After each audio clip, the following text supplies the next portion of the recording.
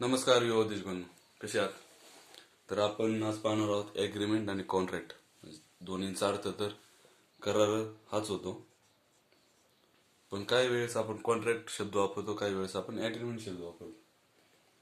आपण मागच्या व्हिडिओमध्ये पाहिलं होतं करार म्हणजे नेमकं काय असतं, तो कधी चालू झाला, त्याची स्थापना कधी केली आणि तो अंमलात कधी आणला होता. तर आपण ते थोडक्यात पाहू. फक्त त्याची स्थापना झाली 25 एप्रिल 1872 मध्ये स्थापना, आणि त्याला अंमलात आणला होता तो 1 सप्टेंबर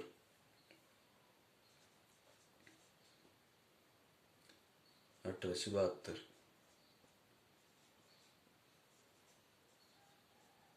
अंमलात. ठीक आहे. तर आज आपण पाहू ॲग्रीमेंट आणि कॉन्ट्रॅक्ट यांमधील थोडासा फरक. ॲग्रीमेंट नेमकं कशाला म्हणतात आणि कॉन्ट्रॅक्ट कशाला म्हणतात. ठीक आहे. तर इकडे ॲग्रीमेंट,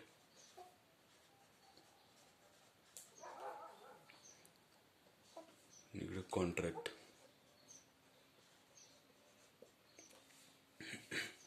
तर पहिला पॉईंट, त्याचा अर्थ काय नेमका. त्यामध्ये प्रत्येक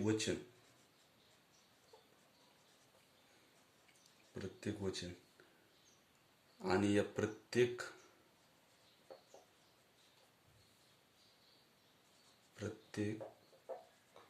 वचनांचा संच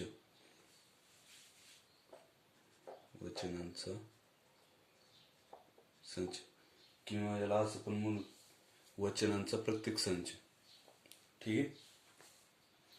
एकमेकांशी विचार तयार करतात.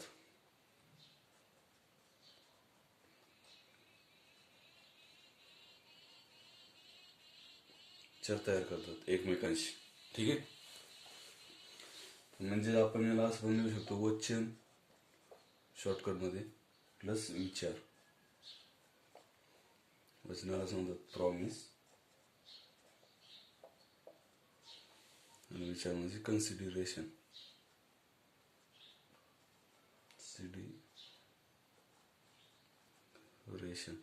ठीक आहे. यामध्ये पहिला पॉइंट येतो, करार हा कायद्याद्वारे अंमलात आणण्यायोग्य. कायद्याद्वारे अंमलात आणण्यायोग्य म्हणजे जो करार कायद्याद्वारेच अंमलात आणू शकतो तो करार म्हणजे कॉन्ट्रॅक्ट. ठीक आहे. म्हणजे करार हा एक भाग येतो प्लस अंमलात आणण्यायोग्य किंवा कायदेशीर अंमलबजावणी योग्य.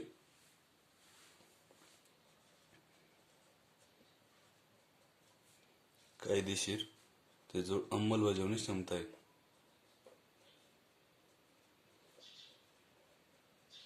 बजावणी क्षमता. ठीक आहे. यानंतर दुसरा पॉईंट येतो, व्याप्ती. त्याचा स्कोप काय आहे, काही ही आहे याच्यावर कायदेशीर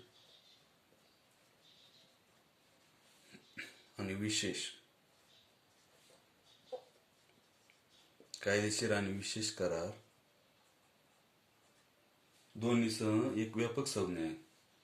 दोन्हीसह एक व्यापक संज्ञा. ठीक आहे. आणि यामध्ये दुसरा पॉईंट येतो, करार हा केवळ कायदेशीर रित्या अंमलात आणण्यायोग्य करार आहे. ठीक आहे. करार कायदेशीर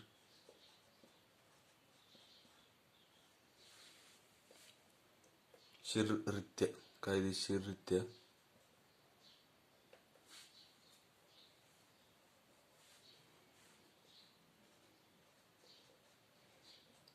अंमलात आणण्यायोग्य.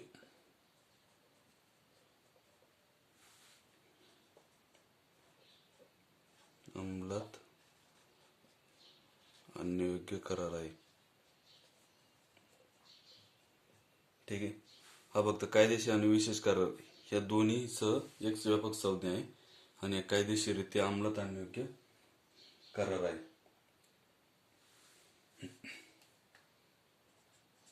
आणि यामध्येच आपण असं म्हणून की या विनिर्देशनासह संकुचित अर्थाने वापरला जातो हा करार.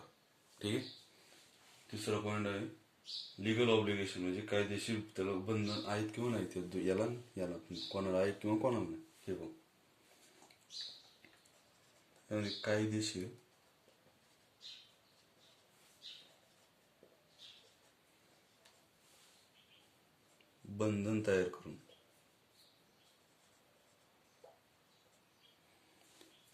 कायदेशीर बंधन तयार करून म्हणजे हा करार केला जाऊ शकत नाही किंवा आपण तयार याला आपण करू शकत नाही असं पण म्हणू शकतो. कायदेशीर बंधन तयार करू शकत नाही या एग्रीमेंटमध्ये.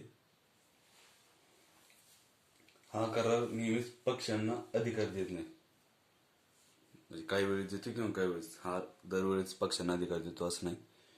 पण ह्या कॉन्ट्रॅक्टमध्ये याच्यामध्ये तिसरा पॉईंट हा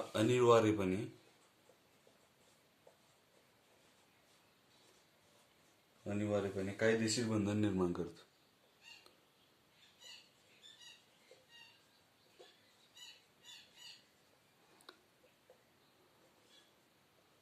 कायदेशीर बंधन निर्माण करते. ठीक आहे. आणि हा करार नेहमीच प्रत्येक पक्षाला काही अधिकार प्रदान करतो. हा प्रत्येक पक्षाला अधिकार प्रदान करत नाही आणि हा प्रत्येक पक्षाला अधिकार प्रदान करतो हा कॉन्ट्रॅक्ट. त्यामुळे चौथा पॉईंट आहे यातील सर्व करार हे करार नसतात.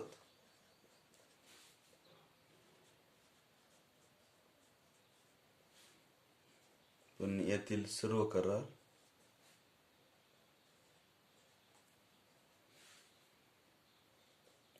हे करार असतात.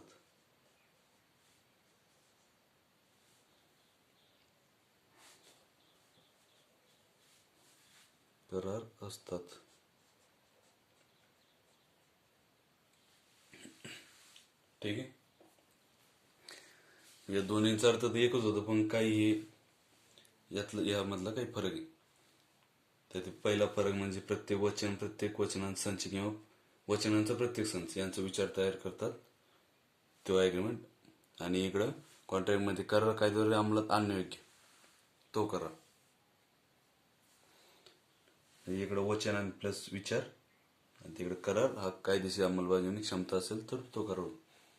याच्यामध्ये दुसरा पॉईंट कायदेशीर आणि विशेष करार एक व्यापक संज्ञा आहे, पण हा कायदेशीररित्या अंमलात आणण्यायोग्य करार आहे. ही फक्त व्यापक संज्ञा आहे ना, तो अंमलात आणण्यायोग्य करार आहे. ठीक आहे. याला तिसरा पॉईंट कायदेशीर बंधन तयार करू शकत नाही, पण अनिवार्यपणे कायदेशीर बंधन निर्माण तयार करतात. यातील सर्व करार हे करार नसतात आणि यातील सर्व करार असतात. ठीक आहे. आता आपण कॉन्ट्रॅक्ट आणि ॲग्रीमेंट मधला फरक पाहिला. आपण पुढच्या भागात पाहणार आहोत जो वैध करार असतो त्याची आवश्यक गोष्टी. ठीक आहे. म्हणजे जो वैध करार आहे व्हॅलिड कॉन्ट्रॅक्ट म्हणतात त्याला, त्यासाठी कोणत्या गोष्टी आवश्यक आहेत त्या पाहणार आहोत. तोपर्यंत धन्यवाद.